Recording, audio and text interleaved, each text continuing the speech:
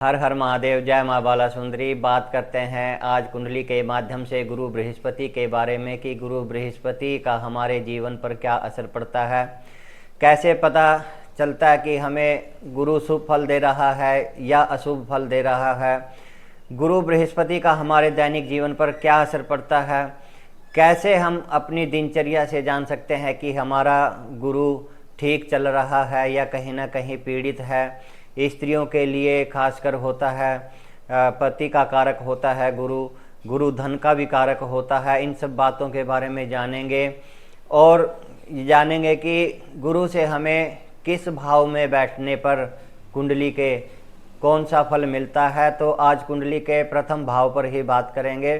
सबसे पहले हम गुरु के बारे में जान लेते हैं। ये भी आपको बताया जाएगा कि जिसका गुरु पीड़ित होता है उसके साथ क्या क्या घटनाएं घटती है और जिसका गुरु शुभ फल देता है उसके साथ में क्या क्या घटनाएं घटती हैं, और हम अपने परिवार में कैसे रिश्तों में सुधार करके गुरु को सही कर सकते हैं, गुरु की क्या रेमेडीज होगी।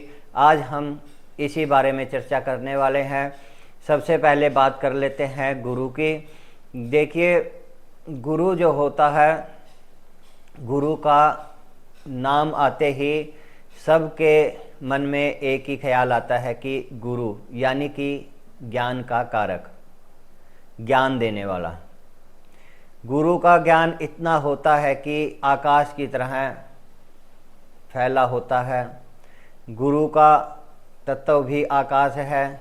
गुरु कुंडली के जिस भाव में बैठते हैं वहाँ पर कैसा फल देते हैं। गुरु की दृष्टि अमृतमयी होती है।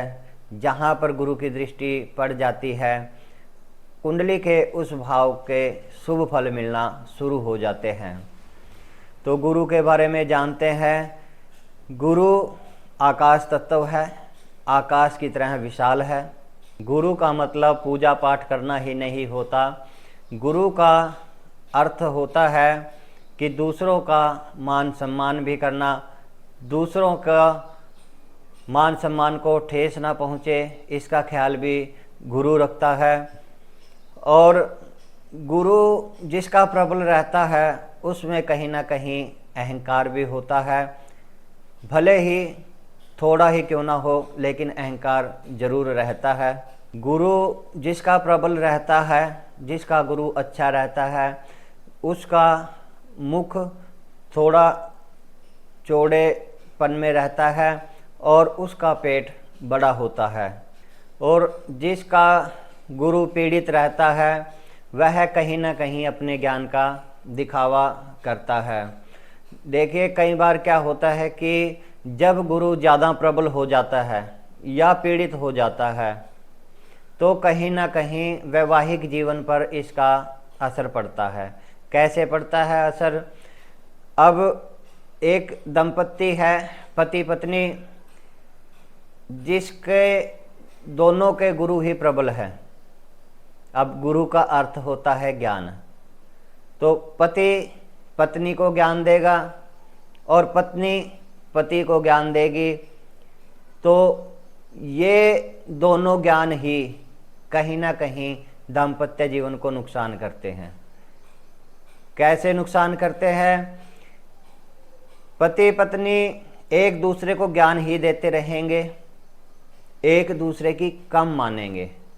यहाँ पर दाम्पत्य जीवन पर असर पड़ता है जिनका गुरु ज़्यादा प्रबल हो जाता है।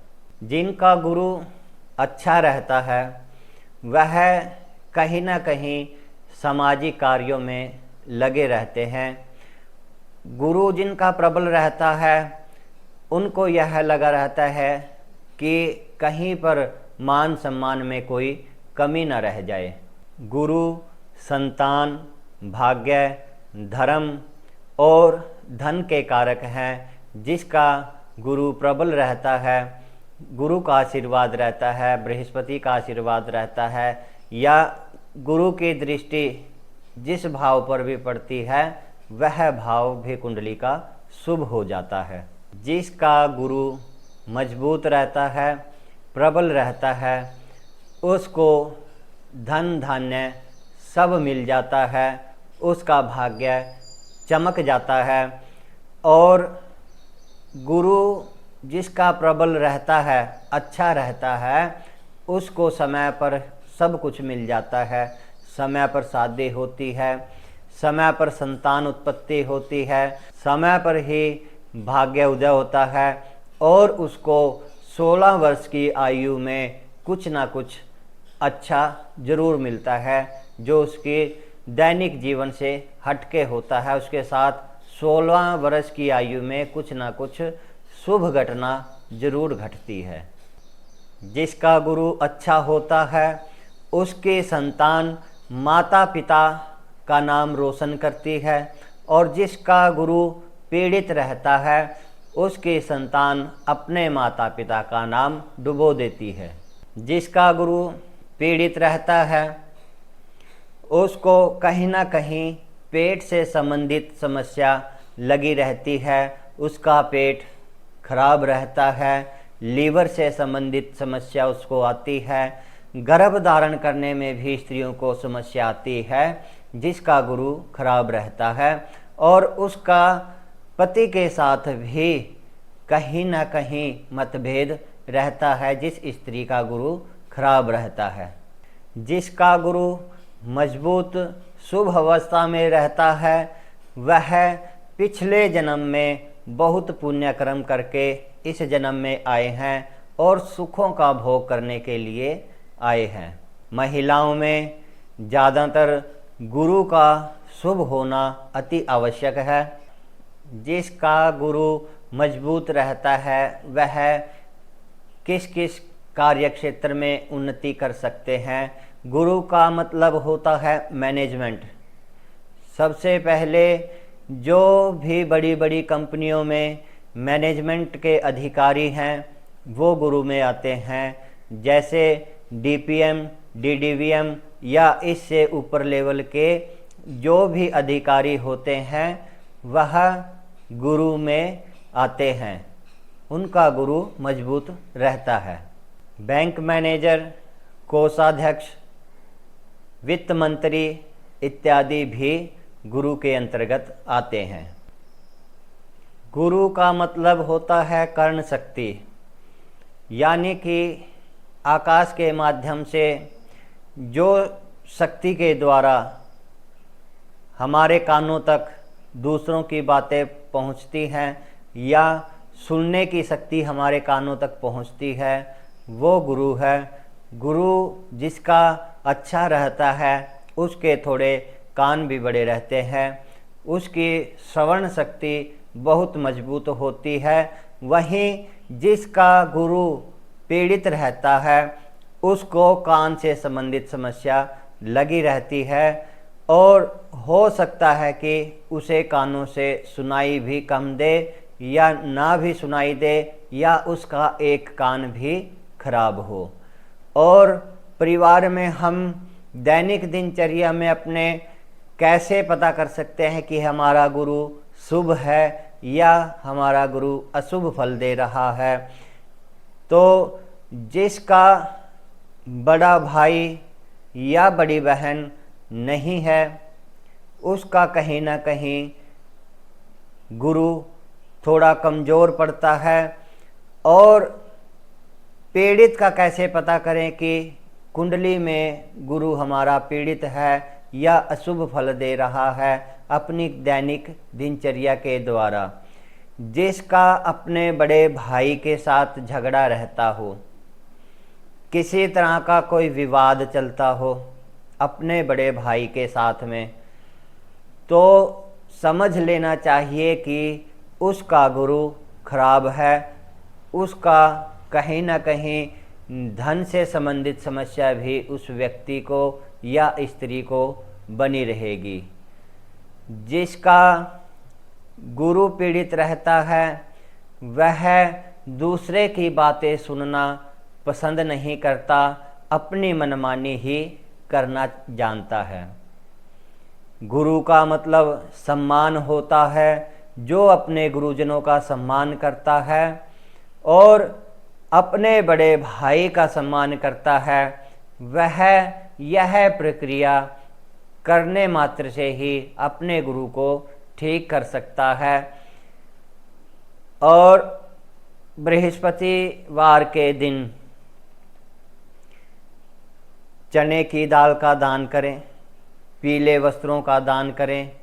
जिसका गुरु पीड़ित रहता है उस व्यक्ति को या स्त्री को वीरवार के दिन चने की दाल का दान करना चाहिए, पीले वस्त्रों का दान करना चाहिए, केले का दान करना चाहिए।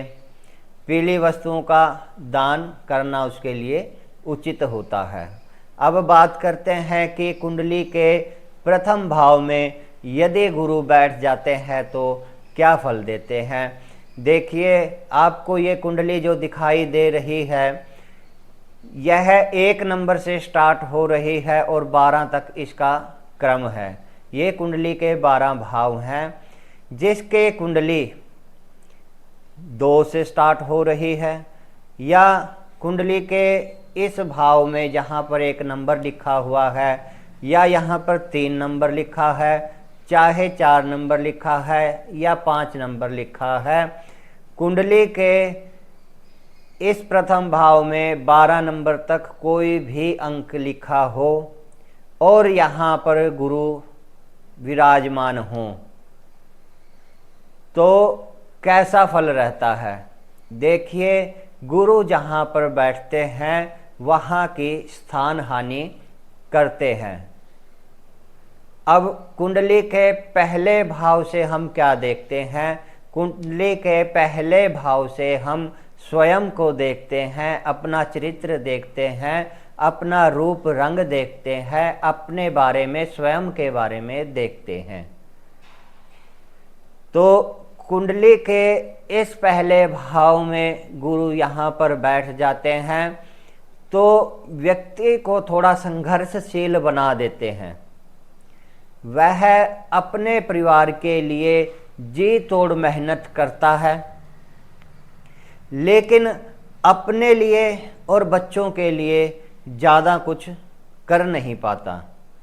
उसके मन में पूरे परिवार को साथ लेकर चलने की लालसा रहती है लेकिन उसको हमेशा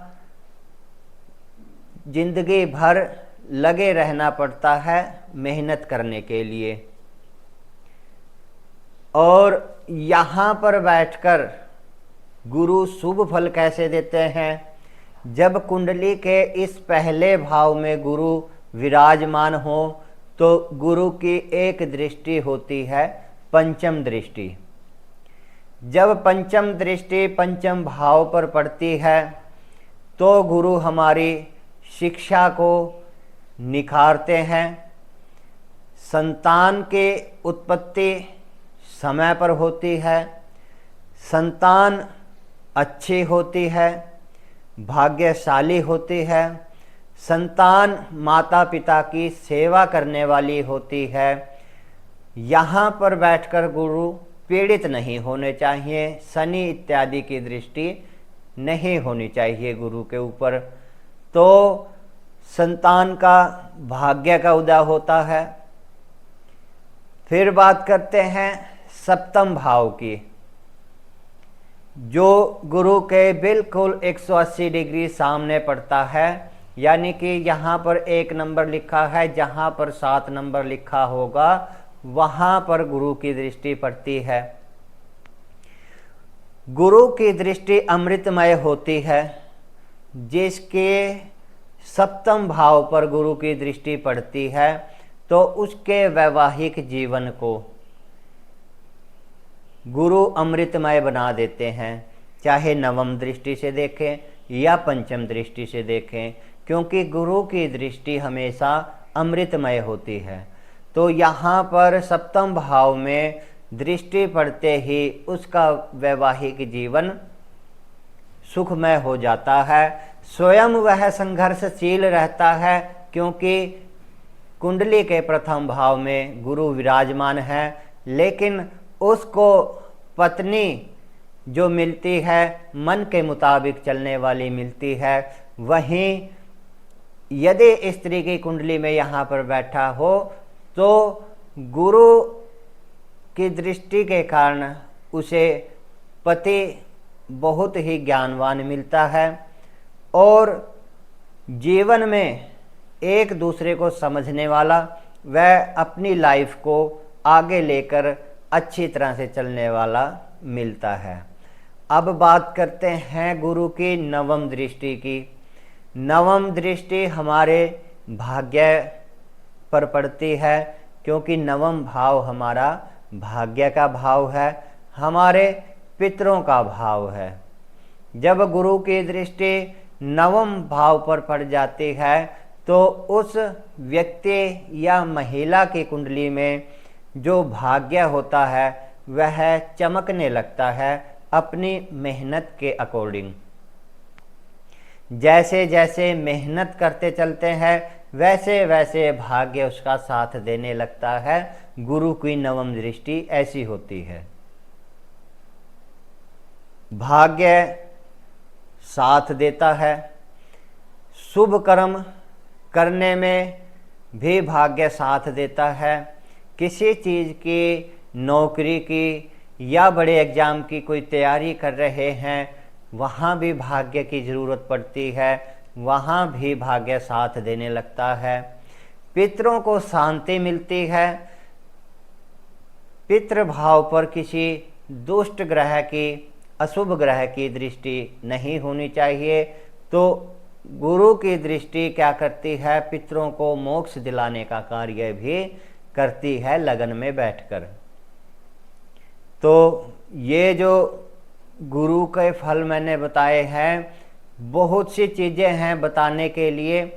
कुंडली में, कुंडली को प्रॉपर तरीके से देखने से पता चलता है कि गुरु हमारे लिए कितना शुभ कार्य कर सकते हैं और गुरु का आशीर्वाद हमें कितना मिल सकता है। और वहीं यदि गुरु पीड़ित हो जाते हैं तो हमें क्या क्या नुकसान भी उठाने पड़ सकते हैं। जिसका भी गुरु पीड़ित रहता है वह अपने गुरुजनों का सम्मान करे, बड़े भाई का सम्मान करे, और जो महिलाएं होती हैं वो अपने ज्येष्ठ इत्यादि का भी आदर सत्कार करें। तो और अपने गुरुजनों का भी सत्कार करें। इससे बहुत ही फायदा मिलने वाला है और हमारा गुरु कहीं ना कहीं शुभ फल ही प्रदान करता है। गुरु का आशीर्वाद सभी के ऊपर बना रहे, ऐसी मैं आशा करता हूँ। हर हर महादेव। जय माँ बाला सुंदरी।